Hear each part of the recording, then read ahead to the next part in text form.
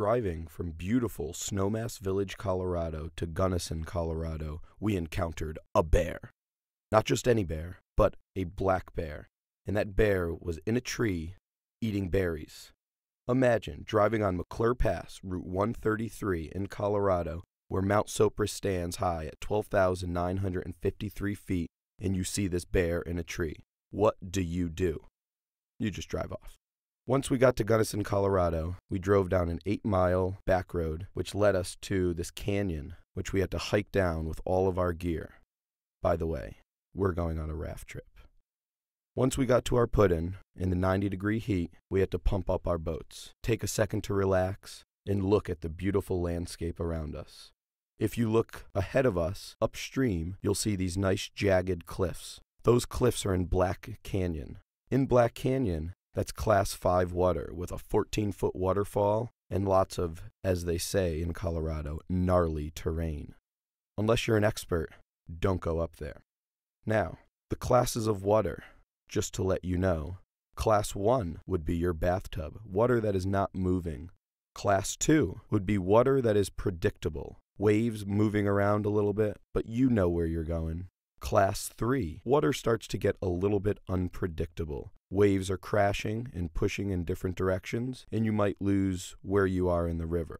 Class 4, waves are very unpredictable. You can get lost very easily. There are recircs, which means water will turn around like a washing machine and keep pulling you in and pulling you around. And then Class 5, which is the highest class there is the most dangerous. There's lots of rocks in the water. The water is very strong. There's lots of big waves. And the water is very, very unpredictable. This rating system is given by the swim. So that means if you fall out of your boat, what type of class would you be in?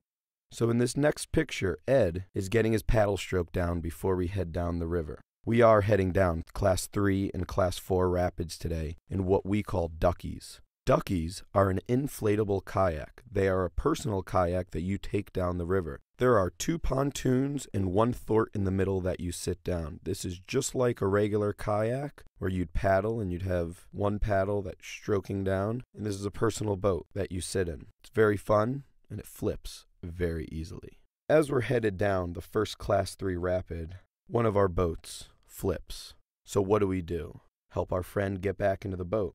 Realize that my friends and I are all trained raft guides with over 1,000 miles of experience on the river. So remember, although many things look fun, safety is always number one. And unless you're a ninja or you lost your boat, do not try to drop kick yourself back into your boat.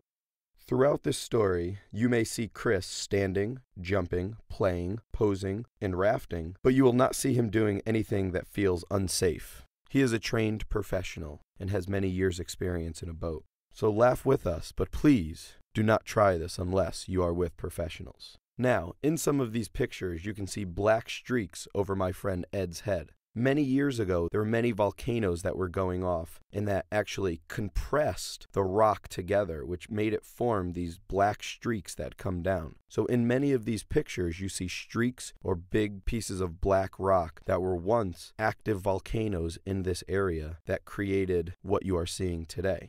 The full Gunnison River is 27.7 miles long, starts at Black Canyon, ends with the Gunnison Gorge, and is a dam release from the Crystal Reservoir. This river leads into the Colorado way down, about 75 miles down, and cuts through many other areas. Here, in one of these pictures, you could see our friend Jenny. It looks like she got into a little bit of trouble. She flipped her boat in a wave. Remember, while in rapids, never stand up in the river. Our trained professional raft guides, which are my friends, and I took our ropes, we threw them to our friend Jenny, and we pulled her out safely and sound with not a scratch on her head. Our day started early at 6 in the morning and was coming to a close at 7 o'clock at night. It was a very long day. Nobody was injured. All smiles were on our faces. We were driving back to Snowmass Village, Colorado, wondering what adventures tomorrow would bring.